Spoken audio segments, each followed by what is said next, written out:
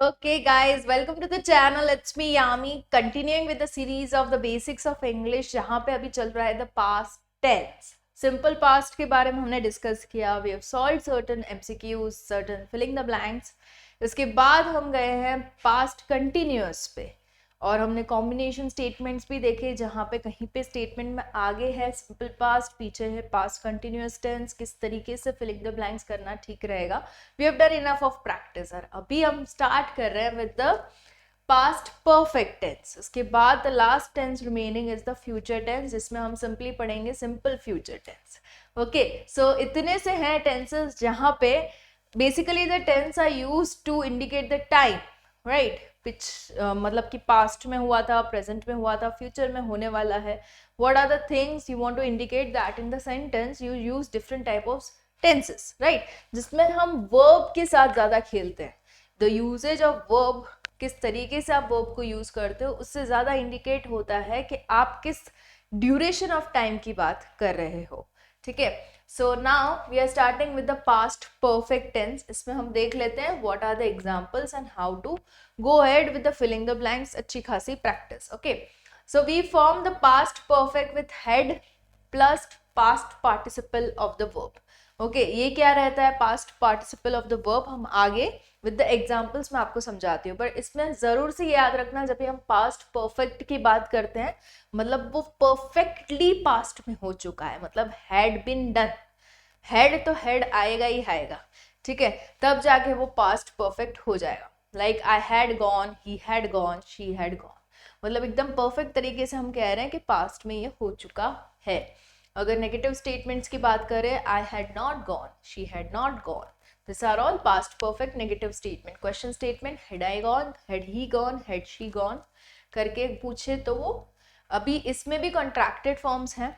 Like the one that is use, had not को hadn't भी लिख सकते हैं. ठीक है, this is the contracted form, छोटा किया हुआ फॉर्म.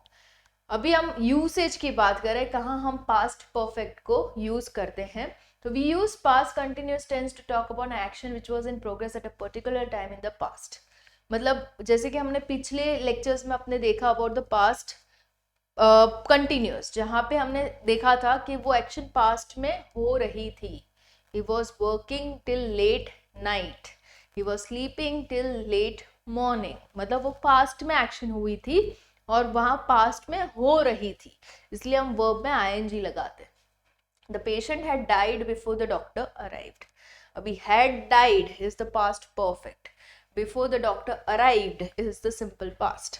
ओके, तो हैड डाइड मतलब कि हम परफेक्ट पास्ट परफेक्ट में इसको कह रहे हैं कि वो patient had already died. Okay, so is the past perfect tense. Then past perfect tense is used to show the farthest completed action in relation to the nearest past. मतलब एकदम confirm वाली एक्शन जो कि past में हो चुकी है, एकदम कंप्लीट हो चुकी है. When we reached the railway station, the train had already left. Okay, had left. Okay, that is the verb used to indicate it's a past perfect tense. Before he reached the stadium, the match had already started. Had started.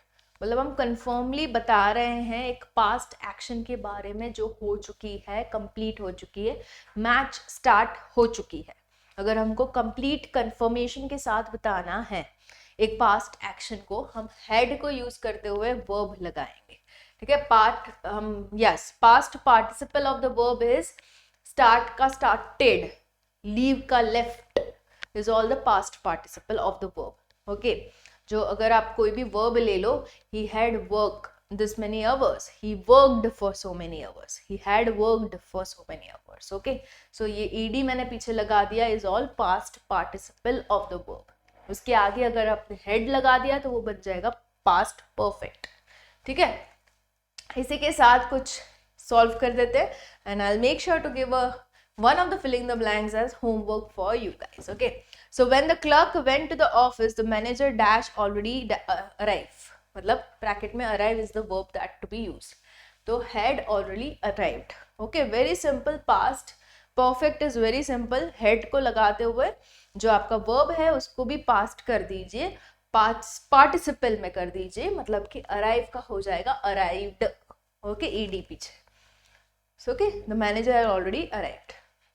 Second, before the supervisor came to the site, the workers dashed their work, had started their work.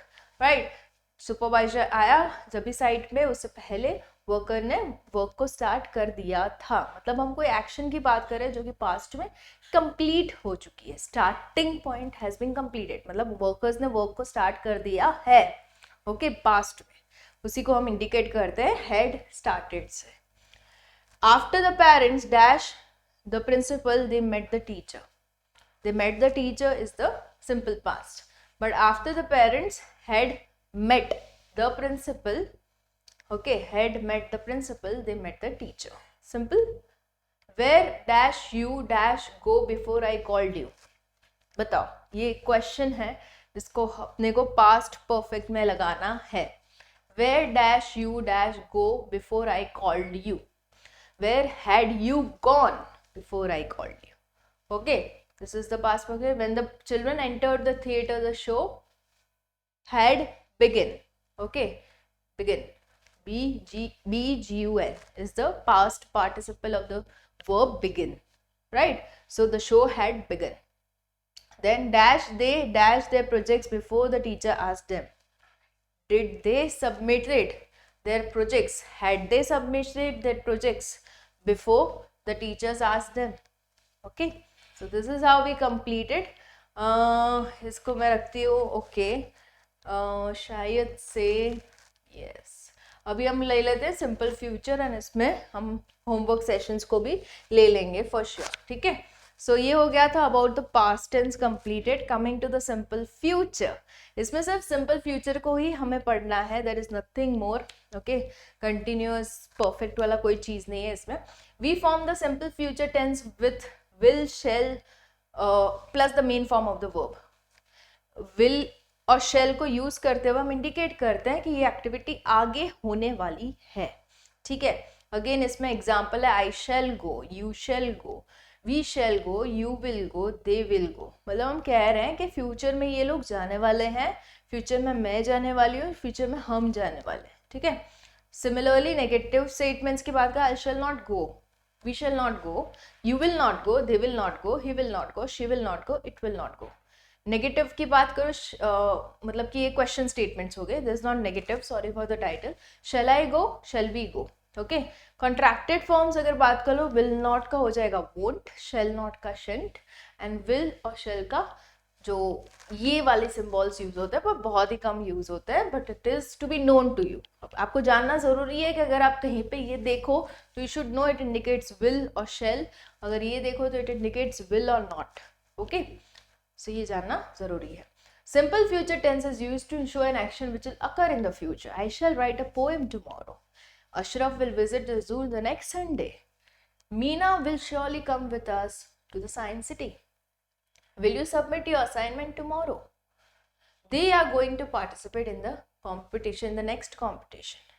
Okay, so for future tense, am is are plus going to is used in the place of will or shall.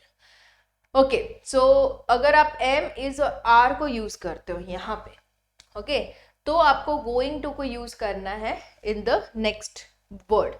तभी जाके आप will और shell को use नहीं कर सकते. जैसे इन statements में आपने देखा शेल है, विल है, विल है, विल है, बट इसमें विल और शेल नहीं है. क्यों? क्योंकि इसमें आर है. अगर आपकी स्टेटमेंट में एम इज या तो आर हो तब जाके आपको यूज करना है गोइंग टू फ्यूचर के लिए. ठीक है, ये it's a thumb rule, it's to be used. ये कैसे पता चलेगा इसको यूज करना है? With the practice you will get to know. जैसे ये स्टेटमेंट आता है they are going to participate, तो हम यहाँ पे ऐसा नहीं लिख सकते they are will to participate. ऐसा तो कुछ नहीं लिख सकते. आर के साथ विल बैठेगा ही नहीं. राइट, आर के साथ शेल बैठेगा ही नहीं. ठीक है, तब जाके आपको रियलाइजेशन होगा विद द प्रैक्टिस कि इसके साथ तो गोइंग टू ही बैठेगा. ठीक है, ये हो गया अपना done. Okay, so this was about the simple future. But हाँ, जरूर से I will get you some of the examples on to simple future also to practice, ताकि क्लियर हो जाए कि सिंपल फ्यूचर में किस तरीके की फिलिंग द ब्लैंक्स आ सकती है एंड आप किस तरीके से उसको सही से भर सकते हो. ठीक है, so this was about the tenses. I have completed the sessions with you and practice sessions obviously बाकी है जो हम करेंगे साथ में for sure to make it even more पक्का and you have all the confidence to face any filling the blanks coming in the part of tenses also. Okay, see you in the next lecture. Bye bye.